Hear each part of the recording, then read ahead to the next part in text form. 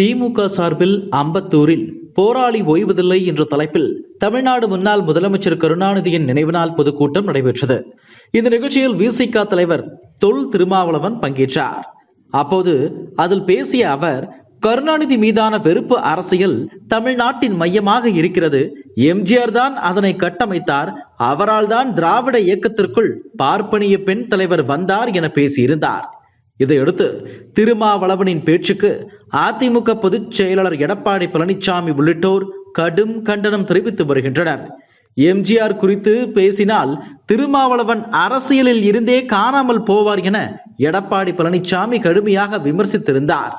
இந்த நிலையில் எம்ஜிஆரை அவமதிக்கும் நோக்கம் தனக்கு இல்லை, எம்ஜிஆரை ஒரு சாதிக்குள் நான் சுருக்கவில்லை, நான் பேசியது தவறாக புரிந்து கொள்ளப்பட்டது என்று விளக்கம் அளித்திருந்தார். இந்த நிலையில் அதிமுக தலைவர்கள் குறித்து விடுதலை சிறுத்தைகள் கட்சி நிகழ்ச்சியில் பேசக்கூடாது என நிர்வாகிகளுக்கு உத்தரவிட்டு வீடியோ வெளியிட்டிருக்கிறார் திருமாவளவன்.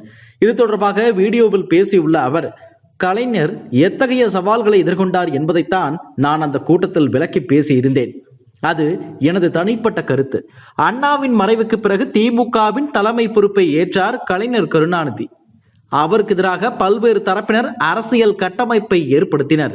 அண்ணாவையும் விமர்சித்தவர்கள் குறைவாகவே இருந்தார்கள். ஆனால் அதிகாரத்தில் இருந்து கொண்டே பெரியாரியத்தை பேசியதாலும் அண்ணாவின் அரசியலை ஆழமாக பேசியதாலும் கலைஞர் அதிகமாக விமர்சிக்கப்பட்டார்.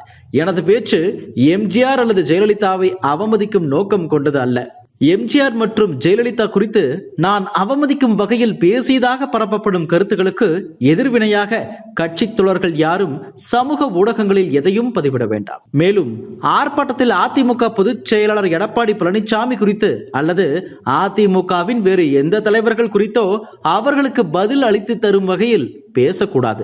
நான் பேசியது குறித்த விளக்கத்தை ஊடகங்களுக்கு தெரிவிக்க தயாராக இருக்கிறேன். தொண்டர்கள் யாரும் விளக்கம் அளிக்கவோ அல்லது எதிர்வினையாற்றவோ வேண்டவே வேண்டாம் என்று கூறியுள்ளார். திருமாவளவன் இப்படி திடீர் பின் வாங்குவது அரசியல் வட்டாரத்தில் சலசலப்பை ஏற்படுத்தியுள்ளது. ஒருவேளை அதிமுகவுடன் சமரசம் மேற்கொண்டு கூட்டணியை வலுப்படுத்த கூட வாய்ப்புள்ளதாக அரசியல் நோக்கர்கள் கருதுகின்றனர். என்ன நடக்கப் போகிறது என்பதை பொறுத்திருந்து பார்க்கலாம். இதுபோன்ற செய்திகளை மேலும் தெரிந்து கொள்ள எங்களது யூடியூப், ஃபேஸ்புக் மற்றும் ட்விட்டர் ஆப்களை சப்ஸ்கிரைப் செய்யவும்.